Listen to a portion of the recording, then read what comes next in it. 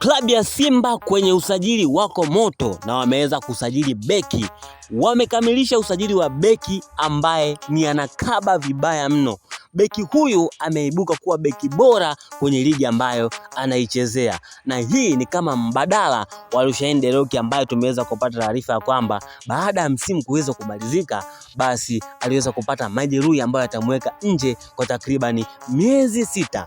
Sasa Simba wametafuta mbadala kutoka kule katika ligi kuu ya nchini Ivory Coast, walikotoka wakina Pacome Zouzoua, walikotoka wakina Aziz Ki. Sasa Simba na wao wameenda huko na wameweza kunasa saini ya beki kisiki, beki ambaye anakaba kweli kweli, anakwenda kwa jina la Serge Badjo, na unaambiwa ana miaka 25 tu na ameweza kusaini takribani mkataba wa miaka 2, na alikuwa anachezea timu ya MC Alger hapo kitambo kabla hajaweza kwenda kwenye ligi ya kule nchini Ivory Coast. Na unaambia kwenye hili dili basi kocha wa klabu ya Simba Steve Robert Baka ameweza kuhusika kwa asilimia nyingi, kutokana na kuweza kuangalia Rushaine De Reuck kwa sasa ni mgonjwa na tunahitaji beki ambaye ataweza kuziba nafasi ya Rushaine De Reuck kama ambavyo alikuwa anacheza.